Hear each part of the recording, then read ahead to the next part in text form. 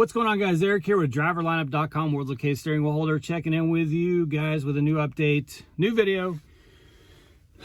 Sorry, truck's a bit of a mess. I got my PSD student and I are getting ready to leave tonight on a load, or actually early in the morning on a load. But I had said in the comments 2 days ago that I was going to do this video for you guys. And I know there's going to be some who don't believe this is the case, but it is the case. I'm going to tell you exactly why Prime Inc. Success Leasing is not doing new truck orders. And this is fact, okay? This is directly from the source. This is directly from the driver advisory board meeting, not private information. You could, if you really think about it, you'll come to this conclusion. It didn't hit me right away, but the second it was explained, it was like, oh yeah, of course. So for those of you who don't know, Prime has, or Success Leasing, which is Prime, has basically stopped, frozen, halted, paused its lease purchase program. And so you can still order a truck, but only for a standard lease. You can't order trucks like my trucks. I have 3 trucks, all lease purchase. So basically, like, I'm financing these trucks through Success Leasing. When they're paid off, they're mine. So you can't do that right now. And had a lot of questions on when do I foresee that coming back? And my answer is, and I know that a lot of you are not going to want to hear this, and this is just my opinion. This part is not official, but in my opinion, not for a very long time. And when I say not for a long time, at least not this year. And the reason for it is simple: the truck shortage. Now, the truck shortage is not going to let up by the end of this year. That in and of itself is not necessarily why Prime is putting a halt on a lease purchase program, because the easy response or reaction to that could be, well, what difference does it make? A truck goes into the fleet either as a truck, company truck, or as a lease truck or a lease purchase truck, and then starts hauling freight. What difference does it make? Well, it makes a big difference in the long run, because right now, due to the truck shortage, Prime is running trucks beyond that 3-year payoff. Used to, our trucks would only stay in a fleet 3 to 4 years. Right now, Prime's running a living shit out of them. And they have to, because they can only get so many trucks from the manufacturers. So they're having to run them way over the standard 300,000-400,000 miles, 3 years, etc. Which is usually they would turn them over to Pedigree and sell them. They're running them way over that. And on a standard lease or on a company truck, Prime still controls the truck when the truck is paid for and paid off, right? It's still their truck. On a standard lease, you can go and finance and do a buyout, but you're still going to be paying for it for another year or two. In that time, Prime still owns that truck and controls that truck. That's the key part. When my trucks are paid off at 3 years, Prime has zero control over the truck. I could go and sell the truck outside of Prime. I could take the truck outside of Prime and haul freight for another carrier. That's the rub right there. It really comes down to being able to control the truck, to keep it in the Prime freight network so that it can continue to service Prime's customers in this time of truck shortage.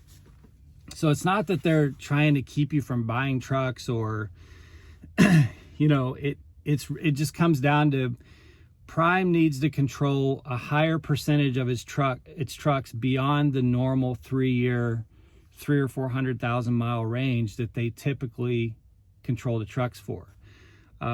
If there's plenty of trucks, it's not a problem.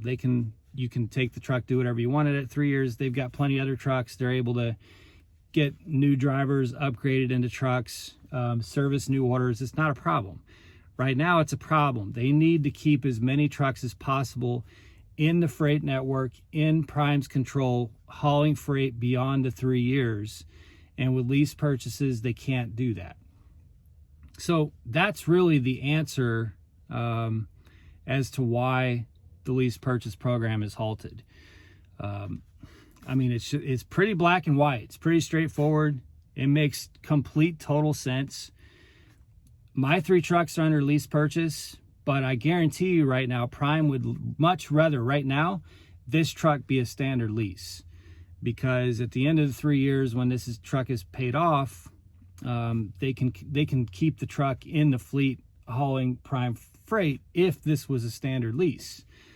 But because I own it when it's paid off, Prime can't run it any longer, or at least they could through me if I decide to do that, but that's my decision. It's not Prime's. Whereas on company trucks and standard leases, it's Prime's decision, and they're going to run it much, much longer than they typically would. So that's really what it all comes down to, you guys. I do think the program will eventually come back. I think Prime wants it to come back, but the reality of our time is the reality of our time. And they haven't given any kind of a time frame, but I'm just telling you guys from my opinion based on what I know and have seen. And I know this is terrible news, but it's just that the lease purchase program is not coming back, at least not this year. Now, they could surprise me. Maybe the manufacturers dump a bunch of trucks on us. Maybe Kenworth comes on board and says, hey, you know what? Yeah, we will service that agreement. Who knows? It could, I don't know. Maybe the manufacturers could figure their supply chain out and start getting parts and be able to service this. Who knows? But as it stands right now, I don't see the program coming back this year. So it's unfortunate, but it is what it is, and it's not Prime's fault. It's not Prime being mean to us all. Believe me, I wanted to get more trucks too, so I feel you all on that. But it's out of their control, and they have to do what they have to do to make sure that they can control trucks for as long as possible and keep them hauling freight for as long as possible. So anyway, hopefully that helps. I appreciate the question. I've seen it was more than one, but I did tell someone in the comments the other day that I would do a video on it, so I wanted to do that for you guys.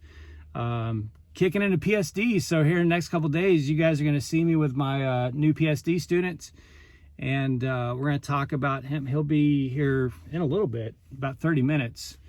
We had great pad time with him a few nights ago. He did really, really well. I mean, really well.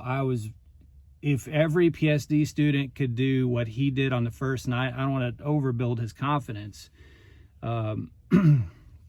But he absolutely aced his pre-trip, bumper to bumper, front bumper all the way to the back bumper of the trailer, and did great driving around Springfield, did excellent on his turns, and did really well on his maneuvers on the pad. It took us a minute, but within a couple hours, he was absolutely acing offsets and things like that. He did 5 straight backs, his first 5 straight backs on the pad.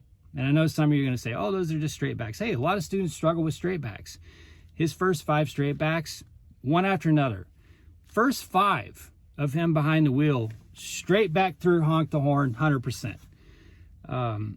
He not once ever had to straighten out or correct a straight back. And then at the end of the night, I told him, I said, you give me one perfect score offset in both directions and we'll call it a night. And that's exactly what he went and did. One to the left and one to the right. Perfect score offsets. So, of course, we got a lot more time to spend on the pad. I want him to be 100% ready for that test here in a couple weeks. But we're going to go run freight for about a week and a half and then come back and spend some time on the pad. So that's what I'll be covering in the next few videos. But hopefully this one was helpful. Give it a like. Make sure you subscribe if you haven't already. Be safe, make good decisions. As always, drive to thrive. Talk to you guys soon.